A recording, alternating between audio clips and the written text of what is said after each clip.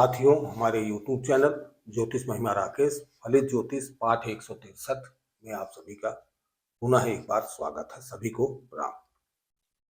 साथियों, धन की बात किया गया था कि कुंडली में धन के योग बनते हैं। धन कैसे प्राप्त होता है उसको हम संक्षेप में फिर से बता देते हैं कि कुंडली में धन बनने का कारण क्या क्या होता है। धन होता है कि लग्न, और हम चंद्रमा को देख लेते हैं। आपको पिछले पाठों में मैंने बताया लग्न को, और जहां चंद्रमा होगी चंद्रमा की राशि को देखेंगे। मन और हमारा शरीर जब दोनों तैयार होता है कि हम धन प्राप्त करें, धन के लिए कर्म करें, तो कर्म भाव को भी देखने की आवश्यकता होती है। और कर्म करेंगे तो हमें लाभ होगा, तो लाभ भाव को भी देखने की आवश्यकता होगी। और लाभ होगा निश्चित तौर पे, तो लाभ होगा तो धन भाव का, धन का एक ये है कि जो पारिवारिक धन, हमारे कुटुंब का धन, हमारे परिवार का धन, हमारा संचयित धन होता है। संचय धन की भी बात करते हैं। पंचम भाव हमारे विवेक का होता है, पंचम भाव भी उसमें शामिल होता है। नौम भाव भाग्य का होता है, तो भाग्य भाव भी शामिल होता है। एक भाव और सातवें भाव का भी कहीं कहीं मेल आता है। क्यों आता है? क्योंकि सातवां भाव हमें रोजमर्रा की आय और पार्टनरशिप को दर्शाता है। तो ये चीजें पूर्व के पाठों में आप जान चुके हैं। आज हम धन, हमने लिखा है धन योग, धन योग की बात कर चुके हैं, लेकिन धन योग और उसके आगे हमने लिखा है आकस्मिक। तो धन जब प्राप्त होता है तो बहुत से ऐसे मौके भी आते हैं कि जिस मौके पे हमें धन कैसे प्राप्त हो जाता है, अचानक प्राप्त हो जाता है। हमको उम्मीद ही नहीं रहती कि हम धन प्राप्त कर लेंगे, धन मिल जाएगा। तो ऐसा अचानक धन पिता से मिल जाए, कहीं हमने शेयर सट्टे मार्केट में बाजार में लगाए पैसे हैं उसमें अचानक मिल जाए, कहीं गड़ा हुआ धन मिल जाए, तो किसी भी प्रकार से जब हमको अचानक अनसर्टेन धन की प्राप्ति होती है तो उस धन प्राप्ति का योग पूर्व से ही हमारे प्रारब्ध के अनुसार हमारी कुंडलियों में विराजमान होता है। जब कुंडली में हमारे उस तरह के योग विराजमान है तो निश्चित ही अपनी महादशा और अंतरदशा में हमको परिणाम देते हैं, फल देते हैं। अब जैसे आप समझे, तो इसमें हमने कुछ योगों को कि उस समय लिखने लगते हैं तो समय बहुत ज्यादा लगता है, वीडियो लंबा हो जाता है। तो हमने पहले से ही ये 5 योगों को लिखा है, और इस 5 योग को ही आज हम जो है इस पे समझने का प्रयास करेंगे। जो हमने बताया है कि हमारा जो टूल है, सबसे बढ़िया टूल जो हमारा होता है, जिस टूल के माध्यम से ही हम ये सब जानने की कोशिश करते हैं, वो हमारी जन्म पत्रिका होती है। और जन्म पत्रिका हमको आसानी से लोगों के यहाँ बनी होती है। यदि नहीं बनी है तो किसी भी सॉफ्टवेयर के माध्यम से अपनी जन्म पत्रिका, जन्म तिथि, समय और स्थान डाल के प्राप्त की जा सकती है। अब आप अगर अच्छा लगता है हमारा वीडियो तो आप ये देखने की कोशिश करें कि आप अपने परिवार की कुंडली लें और इस तरह के योगों को अपने परिवार की कुंडली में या अपनी कुंडली में ये देखें कि क्या ऐसे योग हैं। और ऐसे योग हैं तो निश्चित तौर पे आपको जो है कभी न कभी किसी तरीके का आकस्मिक धन की प्राप्ति होगी। अब विषय को लंबा न करके हम विषय पे आते हैं। जो हमारा विषय है धन योग आकस्मिक विषय, तो जो हमने 5 योगों को लिखा है उन्हीं 5 योगों पे आज चर्चा करते हैं। किसके माध्यम से? पत्रिका के माध्यम से चर्चा करते हैं। अब पहला योग आपने लिखा, पहले हम इसको पढ़ देते हैं। चंद्रमा ग्रह बृहस्पति के स्वामी भाव में बृहस्पति के साथ हो जाए तो ऐसे में अचानक किसी गड़े हुए धन की प्राप्ति हो। अब सीधे सीधे आप ये देखिए कि एक कुंडली हम बना देते हैं। ये मान लीजिए कि चंद्रमा का ग्रह बृहस्पति के स्वामी भाव में चंद्रमा, अब कोई भी लग्न की कुंडली ले लें, मान लीजिए 6 कन्या लग्न की कुंडली हमने लिया, तो कुंडली बनाना आप जानते हैं कि यहाँ अगर हमने 6 लिखा तो ये कन्या लग्न हुआ, तो कन्या लग्न हुआ तो यहाँ पे 7 हो जाएगा तुला, 8 वृश्चिक, 9 धनु, 10 मकर, 11 कुंभ, 12 जो है मीन, और फिर 1 मेष, 2 वृष, 3 मिथुन, 4 कर्क और 5 सिंह। तो ये एंटी क्लॉकवाइज कुंडली बनती है, ये आपने जाना है। इसे लग्न कहते हैं। ये चारों केंद्र भाव हैं और ये त्रिकोण होता है। एक पहला, 5वां और 9वां भाव ये त्रिकोण भाव कहलाते हैं, जो ये शुभ भाव हैं। और 6ठा, 8वां, 12वां हमारे दुख भाव होते हैं, और तीसरा, 6ठा, 11वां उपचय भाव, इनको जो त्रिक भाव कहा जाता है, तिसधाया भाव कहा जाता है। तो ये बहुत अच्छे नहीं होते हैं और इसे लाभ भाव भी कहा जाता है। ये आप जान चुके हैं। अब कह रहा है कि चंद्रमा ग्रह बृहस्पति के स्वामी भाव में, बृहस्पति के स्वामी जिस भाव का स्वामी बृहस्पति हो, उस भाव में चंद्रमा साथ में हो, यानी बृहस्पति चंद्रमा एक साथ बैठ जाए तो आप पूर्व में हमारे वीडियो देखे होंगे, तो वहां आपने देखा गजकेसरी योग का निर्माण होता है कि ऐसा व्यक्ति अगर केंद्र में चंद्र और बृहस्पति साथ हो जाते हैं तो क्या है, गजकेसरी योग का निर्माण होता है। और गजकेसरी योग निर्माण की मतलब ऐसा व्यक्ति, पहले गजकेसरी जिनके पास घोड़े हाथी होते हैं ऐसी बात होती थी, आज वाहन आदि के कारक माने जाते हैं, तो वाहन आदि के रूप में उन्हें जाना जाता है। तो बहुत ज्यादा वाहन, अच्छे वाहन, बड़े वाहन, ये सब चीजें उनके पास होती है। अब यहां पे ये है कि वही चीज कह रहा है कि चंद्रमा और बृहस्पति एक साथ कहां बैठ जाए, जहां बृहस्पति का स्वामित्व हो। तो बृहस्पति का स्वामित्व कहां कहां होगा, पहले तो आप यह समझे कि बृहस्पति धनु और मीन राशि के स्वामी होते हैं। तो यानी ये भाव या ये भाव और ये भाव कहीं भी कुंडली में हो सकता है।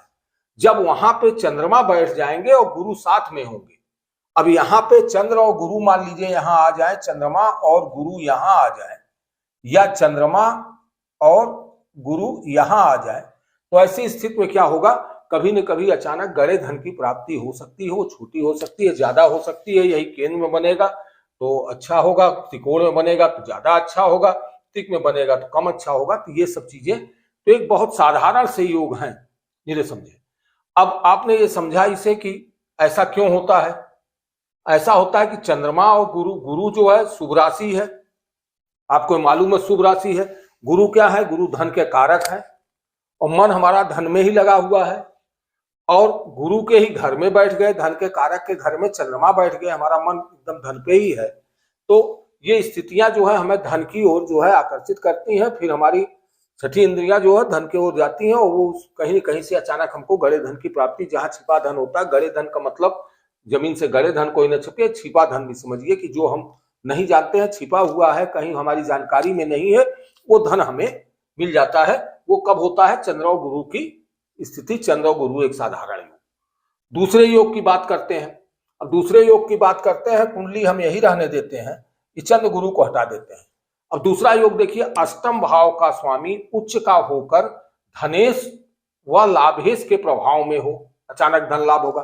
देखिए किसका किसका हो रहा है, हमेशा आप देख रहे हैं किसका है। एक भाव हमने छोड़ दिया था, अष्टम भाव जो है अचानक को दर्शाता है। यहां से जो भी चीजें दिखती हैं वो अष्टम भाव ही दिखाता है कि अचानक जब कोई चीज होती है, तो धन भी अचानक प्राप्त होना है, तो आठवें भाव का भी कुछ न कुछ मेल होता है। अब अष्टम भाव का स्वामी उच्च का होकर धनेश व लाभेश के प्रभाव में हो, प्रभाव की बात फिर आई है। अब अष्टम भाव का स्वामी यहां देखिए क्या हुआ, अष्टम भाव का स्वामी यहां मेष लग्न है, तो मेष लग्न का स्वामी, मेष राशि का स्वामी, और मेष राशि का स्वामी कौन हुआ, मंगल हुआ।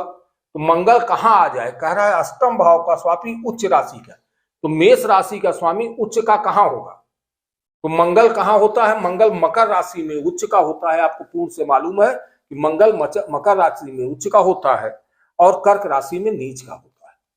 तो मंगल की बात कर रहा है, मंगल उच्च का, तो उच्च का कहां होगा, तो मकर राशि कहां है, यहां है, तो मंगल कहां हो जाए, मंगल यहां हो जाए, कि मंगल यहां हो गया, अष्टम भाव का स्वामी उच्च का हो और धनेश और लाभेश के प्रभाव में हो। तो धनेश कौन है, धनेश जो है धन भाव का स्वामी, ये धन भाव के स्वामी को धनेश कहेंगे, और लाभेश जो है, लाभेश इसे कहें या आयेश कहें, लाभ भाव के स्वामी को लाभेश या आयेश से हम जानते हैं। अब धनेश कौन हुआ, धनेश यहां आप देख रहे हैं धनेश शुक्र हुआ। एक एक को ले लेते हैं हम कि धनेश शुक्र हुआ, तो शुक्र कहां कहां बैठ जाएगा, तो इसके प्रभाव में आ जाएगा कि इस मंगल पे प्रभाव कब डालेगा, कि मंगल पे प्रभाव, अष्टम भाव के स्वामी पे प्रभाव धनेश कब डालेगा, कि धनेश प्रभाव डालने की क्या स्थितियां बताए थे आपको, पूर्व में बता चुके हैं कि प्रभाव जो होता है युति का होता है, दृष्टि का होता है, कि मतलब वहां साथ में बैठ जाए, युति हो जाए तो एक प्रभाव हुआ, दृष्टि हो जाए उस ग्रह से, उस ग्रह की दृष्टि हो जाए तो एक प्रभाव हुआ, उस ग्रह में स्थान परिवर्तन हो जाए कि उसकी राशि में वो बैठ जाए, उसकी राशि में दूसरा ग्रह बैठ जाए, दोनों एक दूसरे की राशि में बैठ जाए तो स्थान परिवर्तन हो जाता है। तो इन तीन इस तरीके से भाव की आपने जान लिया कि भाव जो है ऐसे होते हैं। अब भाव यहां मंगल ग्रह पे भाव कैसे पड़ेगा, कि अब कह रहा है धनेश की दृष्टि, धनेश कौन है, धनेश शुक्र है, तो शुक्र की क्या राशियां होती हैं, शुक्र की आपको मालूम है शुक्र की एक ही राशि होती है, वो राशि क्या है, सातवीं दृष्टि। तो तो सातवीं दृष्टि, एक तो शुक्र यहां बैठ जाए या तो शुक्र यहां बैठे तब यह स्थिति बनेगी कि मंगल शुक्र साथ बैठ गया, या शुक्र कैसे बैठ, शुक्र यहां बैठ जाए और इसमें स्थान परिवर्तन की बात नहीं आएगी क्योंकि मंगल यहां उच्च का 10वीं राशि में हुआ है, तो मंगल की राशि में शुक्र जाए और शुक्र की राशि में मंगल जाए, ऐसा यहां संभव नहीं दिखाई देता है। दूसरी स्थिति क्या है, दृष्टि से प्रभाव बन सकता है, तो दृष्टि कहां हो जाए, शुक्र यहां न बैठ के शुक्र अगर यहां बैठ जाए तो ये क्या हो जाएगा, शुक्र की दृष्टि इस पे पड़ जाएगी, मंगल की दृष्टि इस पे पड़ जाएगी, एक दोनों की दृष्टि पड़ेगी और दृष्टि से क्या हो जाएगा, ये दृष्टि प्रभाव हो जाएगा और ये प्रभाव हो जाएगा तो ये शुक्र का जाना। उसके बाद ये और कह रहा है कि एक स्थिति तो ये बने, दूसरी लाभेश के प्रभाव में हो, तो लाभेश का प्रभाव, लाभेश कौन है, लाभेश चंद्रमा है, चंद्रमा के प्रभाव की बात दिया गई, चंद्रमा की भी एक ही दृष्टि होती है, चंद्रमा की सातवीं दृष्टि से चंद्रमा देखता है, तो चंद्रमा की सिंगल दृष्टि होती है, तो चंद्रमा या तो यहां चंद्रमा बैठे या चंद्रमा यहां बैठ जाए, यहां बैठेगा चंद्रमा तो इसकी दृष्टि पड़ जाएगी और यहां बैठेगा तो युति हो जाएगी, युति से ये हो जाएगा, स्थान परिवर्तन संभव नहीं है इसमें भी। अब ये तो आपने दूसरे वाले को भी जाना, अब तीसरे की बात हम कर लेते हैं, तीसरे योग की बात।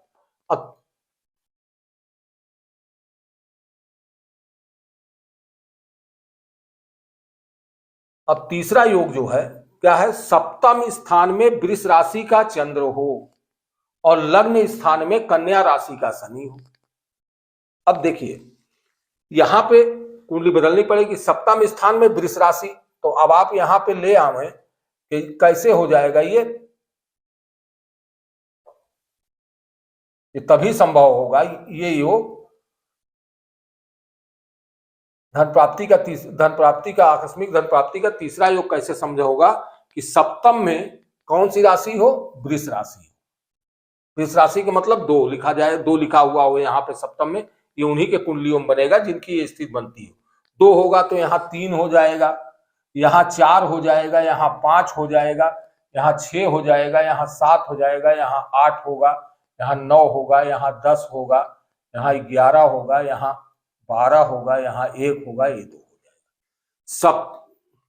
सप्तम स्थान में वृष राशि का चंद्रमा हो और लाभ स्थान में कन्या राशि का शनि हो, तो अब कह रहा सप्तम राशि में वृष राशि का चंद्रमा, तो चंद्रमा यहाँ वृष राशि का अगर हुआ तो चंद्रमा यहाँ वृष राशि का हुआ, वृष राशि में चंद्रमा उच्च के होते हैं, ये आपको जानकारी है, चंद्रमा उच्च का होगा। और सप्तम स्थान लाभ स्थान आय स्थान ये है, और यहाँ पे क्या हो, यहाँ पे शनि हो,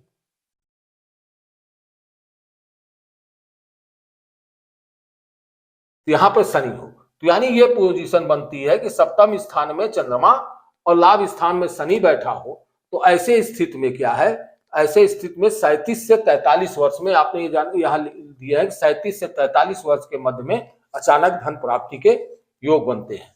ये भी साधारण सा योग है, आपने समझा, जैसे जब जिसकी कुंडली में ऐसा बन जाए कि ये जिनकी कौन से लग्न की कुंडली होगी, जिनकी वृश्चिक लग्न की कुंडली होगी, ये उन्हीं के कुंडली में ये योग बनने की संभावना होगी, शेष कुंडलियों में ये योग नहीं बनेगा।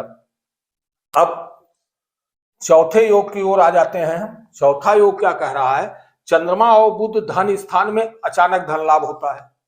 चंद्रमा और बुध कहां हो जाए, चंद्रमा और बुध धन स्थान में, धन स्थान कौन सा है, धन स्थान दूसरा स्थान धन स्थान होता है, यानी चंद्र बुध साधारण सा योग है कि चंद्रमा और बुध यहाँ पे धन स्थान में यदि आ जाते हैं तो क्या होगा, अचानक ये किसी की भी कुंडली में, ये मेष से लेके मीन तक की कुंडली में यदि चंद्र बुध यहाँ बैठ रहे हैं, कहीं दिखाई दे रहे हैं किसी कुंडली में, उसे ये मान लेना चाहिए कि जब भी चंद्रमा या बुध की अंतरदशा महादशा आएगी उसमें उनको अचानक धन लाभ निश्चित तौर पे होगा।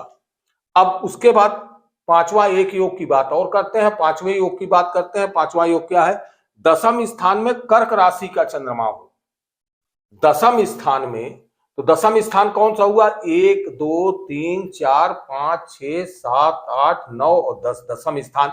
दशम स्थान क्या है, कर्म का स्थान।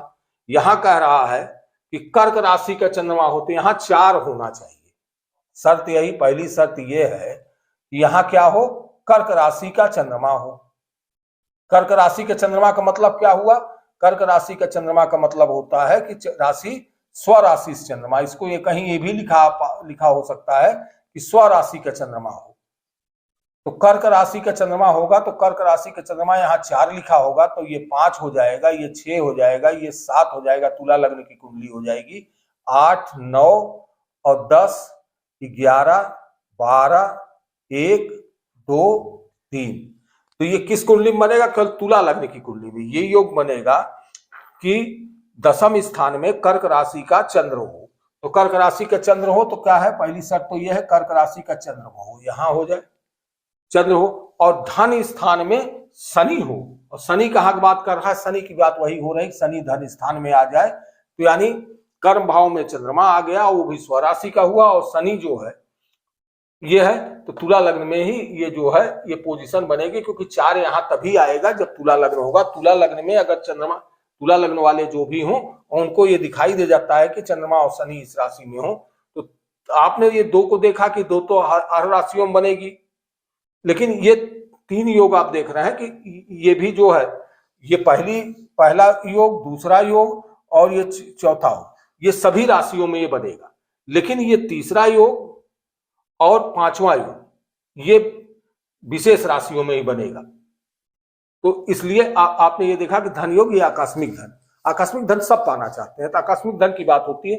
अब इसमें आप देखें आकस्मिकता की बात जो आती है, तो आकस्मिकता क्या है कि ऐसे योग बन जाते हैं कि चंद्रमा मन का कारक कर्म भाव में आ गया तो कर्म ही आदमी इतना ज्यादा करेगा, और शनि जो है लाभ भाव में आ गया तो शनि जो है विलंब कारण जरूर होता है, लेकिन शनि जो होगा, शनि आपको देने लगता है, अगर दुख न दे तो खुशी ही देगा। तो शनि खुशी देगा तो शनि कहाँ आ गया? आय भाव में आया, तो आय को देने वाला अगर शनि हो जाएगा तो शनि की मादशा बहुत लंबी होती है। शनि जो है कुछ न कुछ दे के जाता है। शनि की आप देखते हैं 7.5 आदि आती है, तो 7.5 में जो है शनि क्या करता है कि प्रथम ढैया जो है वो अगर खराब करता है तो दूसरे में नरम होता है, और अंतिम समय में वो सब कुछ दे के जाता है, बहुत ज्यादा दे जाता है। तो इसलिए अब आपने ये अचानक योग के बारे में जाना कि अचानक आकस्मिक धन योग कैसे प्राप्त होगा, इसके बारे में भी कल किसी अन्य चीज पे हम चर्चा करेंगे। आज के लिए इतना ही। सभी को नमस्ते, प्रणाम।